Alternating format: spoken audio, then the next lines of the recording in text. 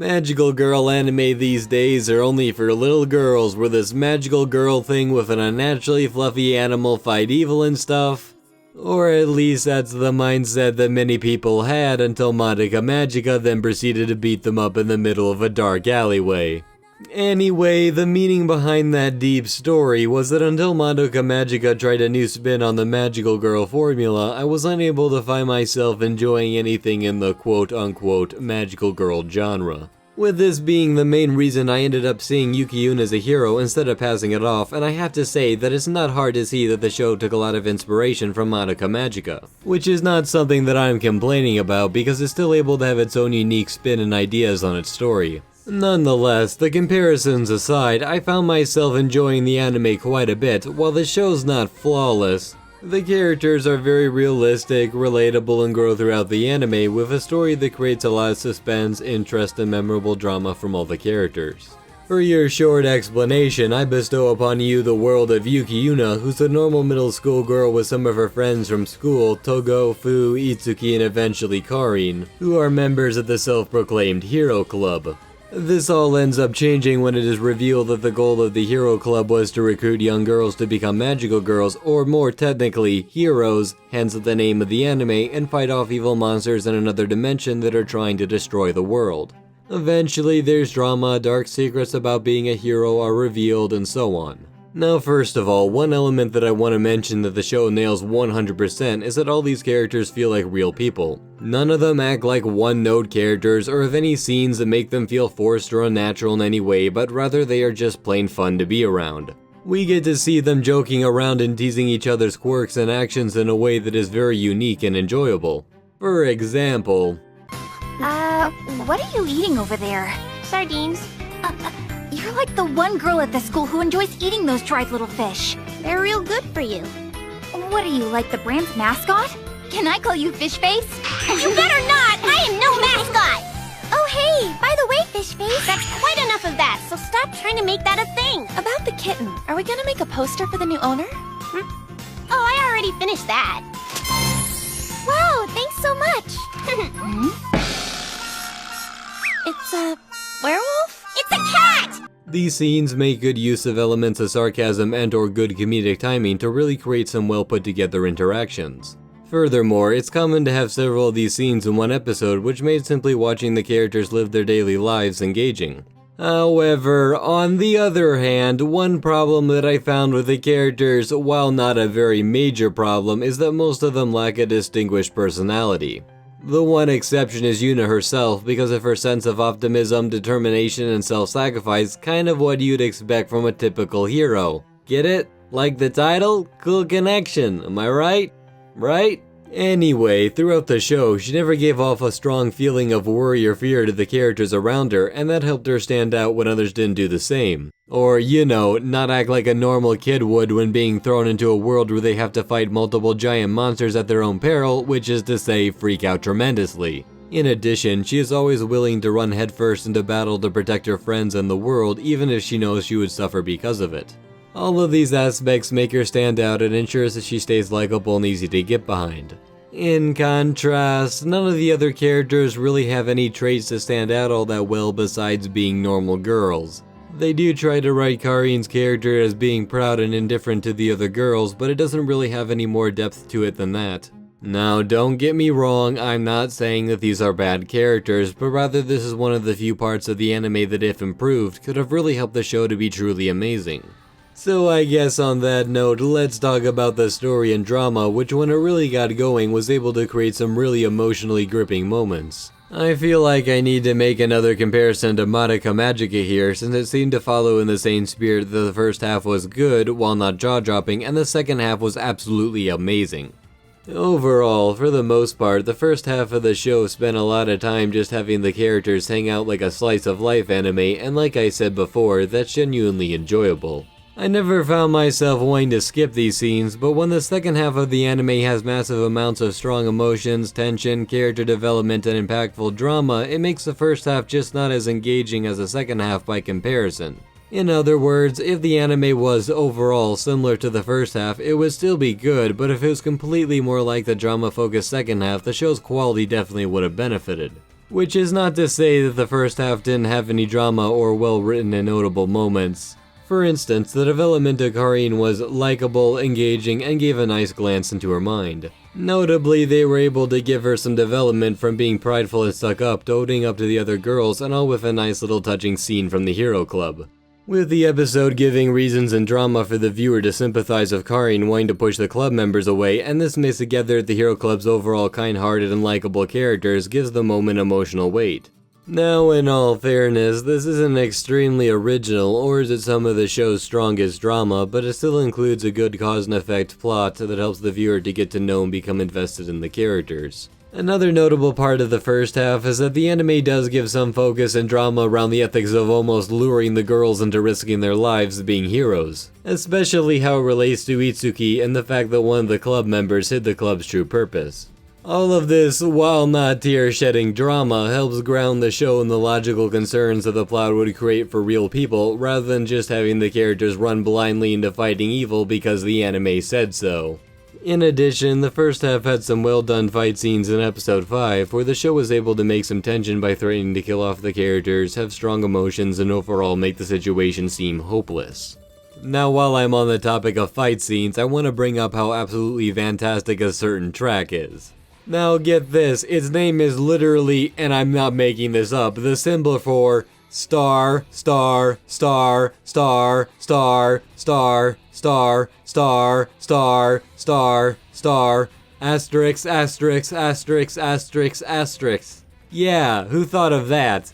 I think when you translate the title out of hipster, it's supposed to read as 11 stars and 5 flowers. Anyway, my overly harsh criticisms aside, the song makes use of an intense choir mixed with fast-paced musical composition that makes it stand out and have a strong epic nature.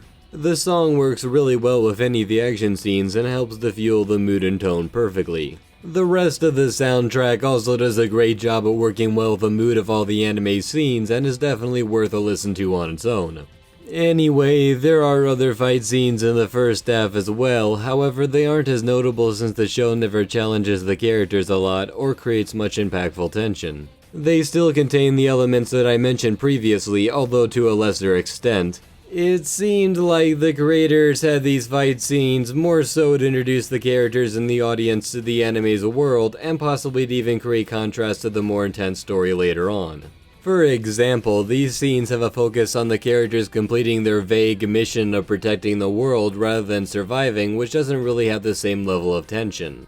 The point of all of this is not to say that these action scenes were bad, but rather they don't have as much impact as the other ones, minus the music of course. However, if I had to gripe with the story a little bit for both the first and the second half, there were times when it seemed like the story was about to go in depth with a character's backstory, but just backed out instead. For instance, both Togo and Itsuki's backstory takes a tragic topic and just explains it and says how they felt and what happened without any sense of drama that's needed to leave an impact on the viewer. While these backstories have great potential to be really memorable, the anime opts for a short and forgettable explanation. Now that we have the first half of the anime out of the way, let's talk about the exceptionally well done second half. The first element that it does so well is how the story presents a side effect of the girls being heroes and the true nature of the world. They start out rather vague about these concepts and only give out little hints and foreshadowing, which is great to get the viewer interested to learn the truth. For example, as for the side effect of being a hero, the anime creates a sense of uncertainty as the show doesn't straight up say what's happening. And this makes the viewer wonder about it and hence become more invested in the story and the fate of the characters. With these elements being used to later play a part in creating some extremely impactful drama. And what really fuels that drama is how much the main characters have to give up to be heroes and how much that affects them. The anime takes time to show why the sacrifices of being a hero is a tragic consequence that the girls have to deal with whether they want to or not. And all while the show highlights how their situation keeps getting more and more grim and tragic. It becomes clear that there's pretty much nothing the anime isn't afraid to include or tear to pieces to increase the level of drama and grab the audience's attention, as the anime is happy to include plot points involving suicide. Not to mention that the creators take full advantage of this to push the characters to their emotional breaking points, and all while not failing to give a reason for the audience to become invested, understand, and relate to the characters' emotions. Another really creative use of the storytelling is how the show presents the world to the viewer for this one girl, Sonoko. Instead of being a boring and vomiting exposition, the anime goes for the much more natural way of showcasing the effects of the world and having Toko ask Sonoko questions and have a discussion.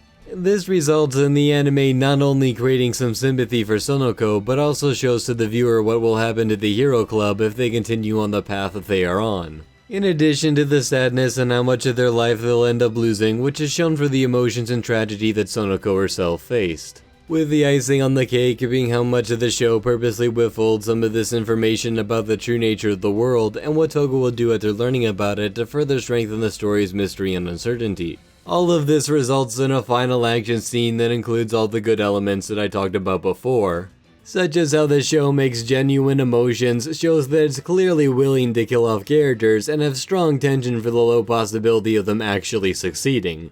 However, what really makes the final action scene stand out is how the anime makes it clear that even if the girls win the battle, they'll personally suffer simply for fighting, as was shown with Sonoko. And that's what really creates a finale that makes the characters feel honorable and even more likable to the viewer that they're still willing to go into battle. So that, in addition to all the other reasons that makes the viewer become invested in the characters, mainly being the drama and their likable interactions, that gives the finale a lot of emotional weight. If there's anything that I have a bit of a problem with the last half, it might be that the message of the anime, which is basically about friendship, is given a bit too heavy-handedly by the characters straight up telling us one too many times. However, this definitely doesn't overshadow the strengths and the positives, and is nothing more than a small nitpick. So to put it briefly, Yuki Yuna as a hero is a pretty solid anime that I definitely enjoyed watching. Throughout the whole anime, there's always something that'll keep you interested in the plot and characters. Not to mention when the show really gets going, it takes full advantage of the world's mystery and its consequences on the characters to create some heartbreaking drama and gripping tension. While not everything about the anime is perfect in quality, the show's excellently well done elements and moments easily makes it worth a viewing. Why, hey there, welcome to Endslate, the land of magic, kind of. Are you ready for the greatest Endslate you've ever witnessed? Ever. Before. It's insane. And I bet you're going to love this one, because it's great. I was thinking maybe do some philosophy and some deep stuff, but then I came back to my senses and realized that all the masses really want is Endslate. Correct me if I'm wrong, which you do not have to. First up, we have the Seraph of the End, Vampire Rain. Then next we have, hey, I just saw something. You guys remember when I told you that my follow-up videos should not have more views than the original one that they were going off of? I'm looking at my Neon Genesis Evangelion, the movie review. It has more views than the original review. I'm upset right now. I trusted you people, and you give me this. I'm sad. I'm disappointed. I'm going to punch every single one of you in the face. Please don't unsubscribe. I love you. I need you. But I'm fine. No, I'm not. Anyway, how would you like to Twitter whatever stuff in the description? Whatever. Just go back and watch the original one. Like 50 more, whatever, a lot more. Just stop disappointing me. I love you all. Goodbye.